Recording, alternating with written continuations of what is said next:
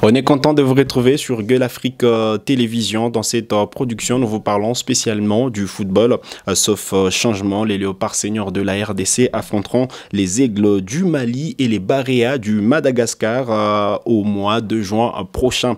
Il s'agit des rencontres amicales à l'occasion de la fenêtre FIFA qui est prévue du 2 au 10 juin 2025. Ces rencontres serviront aux Léopards de la RDC à préparer les affiches du mois de septembre. Vous le savez, au mois de septembre, il y aura la 7e et la 8e journée des éliminatoires de la Coupe du Monde de la FIFA 2026.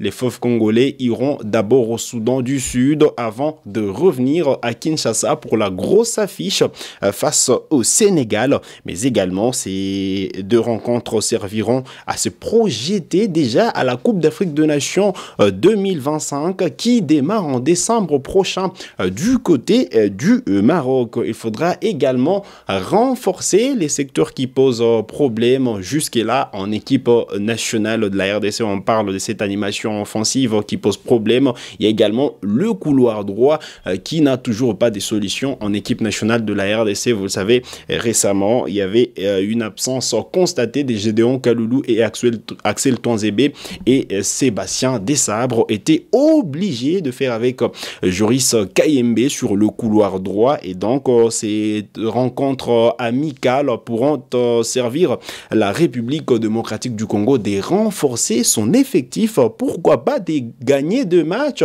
au classement FIFA. Ce sont deux adversaires plutôt valeureux. Le Mali qui est une grosse équipe de football sur le continent africain. La RDC affrontera cette sélection le 5 juin prochain alors que la RDC pourra justement jouer le Madagascar le 8 juin sauf changement des dernières minutes. Ces deux rencontres sont prévues dans la ville d'Orléans en France. On attend l'officialisation de ces deux rencontres mais voilà, tout porte à croire que la RDC pourra disputer ces rencontres en France face au Mali et face au Madagascar. Voilà l'essentiel à retenir en ce qui concerne le programme des Fauves congolais pour le mois de juin. On va parler des Léopards U20 qui sont arrivé du côté de l'Égypte pour disputer la phase finale de la 24e édition de la Coupe d'Afrique des Nations de moins de 20 ans. Après une préparation intense du côté de la Tunisie, les Fauves congolais sont prêts à entrer dans la bataille et la première confrontation, on en a parlé hier, va justement avoir lieu pour les Fauves congolais. C'est le vendredi de mai 2025 à partir des 19h de Kinshasa, 20h heure de la partie orientale de la RDC. La sélection U20 de la RDC qui affrontera la sélection U20 du Ghana. Voilà la confrontation de la première journée alors que lors de la deuxième journée, la bande à Guy Boukassa pourra disputer son match face au Sénégal. Alors que, voilà, pour la deuxième journée, ça sera RDC, République centrafricaine, rencontre prévue les 5 mai. Mais le troisième match, c'est là que les Fauves congolais pourront affronter les tenants du titre, le Sénégal. Ce sera le 8 mai 2025. Voilà donc le programme de Léopard en ce qui concerne la phase de groupe de la Ligue. Voilà, la phase de groupe de cette Coupe d'Afrique des Nations de moins de 20 ans. Mais il y a 2 matchs à suivre ce soir.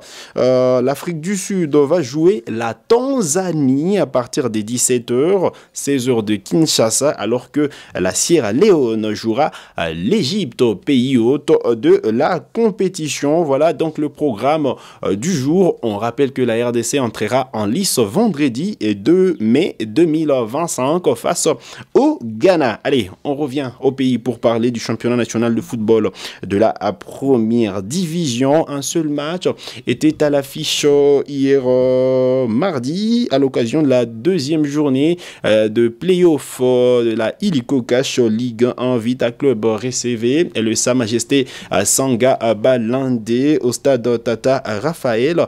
Un but à 0 a été le score enfin de cette rencontre en faveur de Vérénoir de Kinshasa qui se relance au classement. Suivez l'unique réalisation de cette partie signée Denis Mozoka.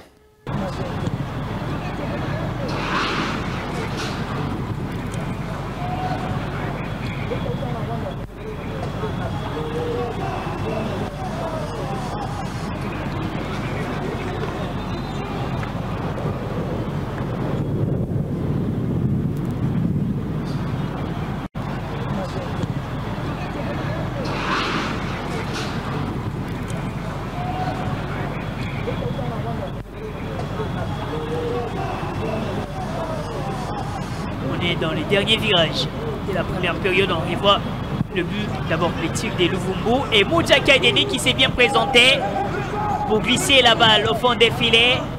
Un seul but qui a clôturé cette rencontre de la deuxième journée de play-off de la Ligue nationale de football, la Illico Cash Ligue 1. Au sortir de cette rencontre, les entraîneurs évidemment étaient en conférence de presse. Suivez tour à tour l'entraîneur de Vita Club et celui du Sa Majesté Sanga Balindé. Moi, c'est une victoire à la Pyrrhus, hein. Ça a été compliqué. Ça a été compliqué surtout la deuxième mi-temps, où on a beaucoup reculé en raison du jeu long de l'adversaire. Donc c'était un peu compliqué à gérer. Bon, malgré tout, les garçons étaient très très courageux. Ils ont fait beaucoup d'efforts. Voilà, on a su bien défendre aujourd'hui, ce qui n'est pas toujours notre cas. Maintenant, c'est avec l'utilisation du ballon qu'on a un peu pêché. Je pense que on peut faire mieux. On a certaines situations qu'on n'a pas très bien exploitées. Mais bon, la victoire est là, dans notre situation et nous, avec tout ce qui se passe. Je pense que c'est important, ça va donner certainement du baume au cœur à tout le monde et ça fait 3 points. Là, vous savez, on est dans les playoffs. Donc ça veut dire que vous avez les 12 meilleures équipes sur la saison régulière à la première phase. Donc à partir de là, vous n'avez aucun match facile. Aucun match n'est facile. Vous n'avez que des belles équipes. Et voilà, donc on savait que ça allait être très compliqué. Ah ben, on espère le mieux maintenant. Ben voilà, comme vous avez pu le constater, il y a encore beaucoup de travail. Il y a encore beaucoup de travail à la fois sur le terrain, il y a beaucoup de travail au dehors, il y a beaucoup de travail dans les têtes. Donc c'est un chantier ouvert et voilà, il va falloir que tout le monde se retrousse les manches et puis qu'on aille de l'avant. On n'a rien à reprocher aux joueurs sur le début. Le début a été toujours difficile. On a essayé de jouer. Malheureusement, on a tenté de marquer. C'était aussi le bon jour de leur gardien. Il a beaucoup défendu. On va regarder le deuxième match. On avait aussi Fauché, finition, ça n'était pas bien. Malheureusement, comme on a notre joueur aussi qui n'a pas joué, nos avant-centres tous, j'étais malade. On a essayé de mettre ceux-là qui étaient là. Ça n'a pas marché. Le deuxième match, je sais que ça sera notre équipe de Sanga Balindé. On ne va pas aussi perdre tous les 2 matchs. On va aussi essayer de monter notre pente. Non. Ça aussi, on a bien joué par rapport aux fanatiques de club qui va tout nous embrayer. On a très bien joué aujourd'hui. Si on le joue comme ça serait mieux. On va se préparer. C'est un championnat. On a perdu contre Club. On attend la suite. Comme je le disais, V-Club se relance au classement après avoir subi un forfait lors de la première journée. C'est les 3 premiers points enregistrés par le club vérénoir, les Banavea, qui sûrement qui se sont contentés de cette courte mais précieuse victoire, 1-0 face au Sa Majesté Sanga Balindé. Au classement, l'FC Saint-Éloi Lupopo est toujours en tête après ces 2 journées de play-off.